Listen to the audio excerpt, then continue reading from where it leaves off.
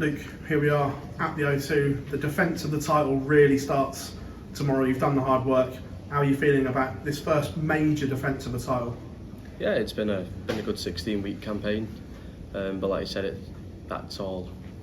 Well, as I say, it's out the window now. You're here. I finished first once again, and now I just can't wait. Having dominated the league phase like you have, would it be a disaster now if you don't win it, considering you've been the best player throughout the whole 16 weeks? Yeah, obviously the stats are there to be shown. I've dominated in many ways. The averages, 180s, ton plus checkouts, but it's down to one night. It's down to obviously first there's the semi-final against Gez, but for myself I just want to win that semi-final, make sure that I'm in the final back to back. That game against Gezi, he's got a good record over you, but he could have missed you last week. Do you think he'll live to regret not winning that game from 5-1 up against Chris Dobie?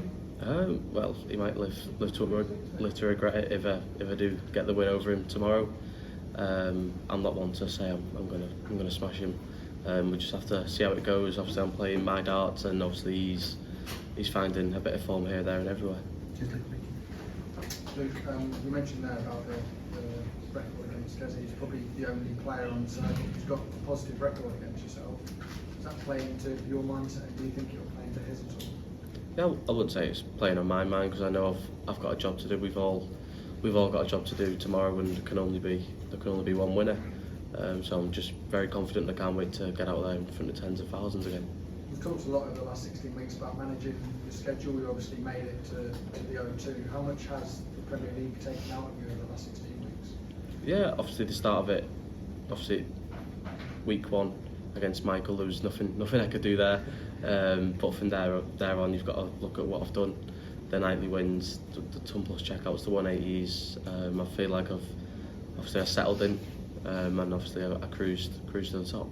How pleased are you with the consistency that you've shown, particularly towards the back end, when you could have taken your foot off the gas a bit, but you managed to pull out those big averages and those big performances, even when they weren't necessarily needed for the league table?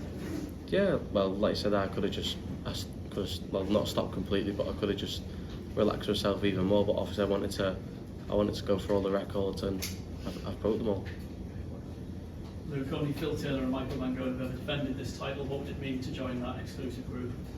Yeah, it would mean everything. It's obviously my first big TV title defence tomorrow night.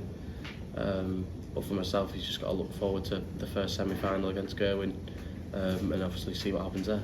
Is there a different feeling given it's your first major defence? Right now, probably not. Tomorrow, obviously walking into the venue, practicing, there might be nerves, there might not be. But for myself, I'm looking forward to it. Looking forward to seeing tens, thousands of fans, and a sold out O2 once again. You've spoken about making sure you're in that first semi-final. Psychologically, do you think that does make a big difference? Yeah, well, obviously last year it made a big difference. But for myself, I wanted to finish top once again. Finishing top, the semi-final comes with it once again.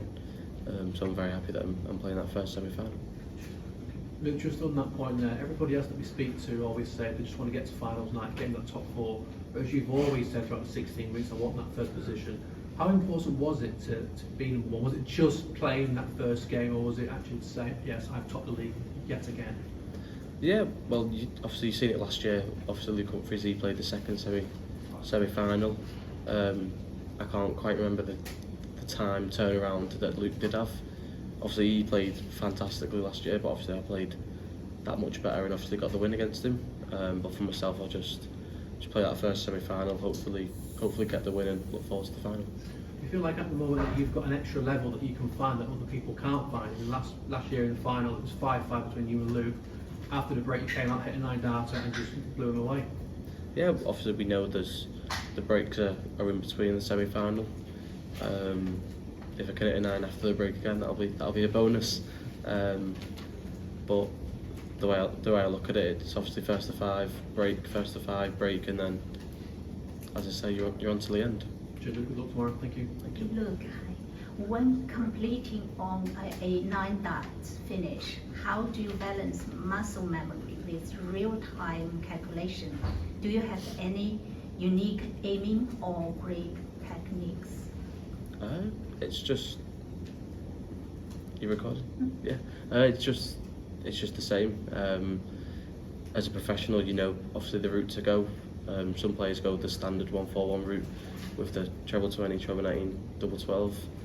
Whereas myself, I go treble 20, treble 17, and double 15. As I like double 15 over double 12. After winning the World Championship, any different change about your life and previous? Not really. It's just being world champion. You've completed the biggest thing in world darts. But now coming into competitions as the reigning world champion, there's that little added pressure that you've got to live up to expectations. So you inspire a lot of young people fall in love darts and start playing darts. And coincidentally, our media, most of the readers and audience are young people. Could you share some valuable idea and give some unique experience to them? Yeah, obviously there's been, for myself and around my area, the academies, I've opened my own academy up where there's loads, 50, 60, 70 kids that are there playing week in, week out.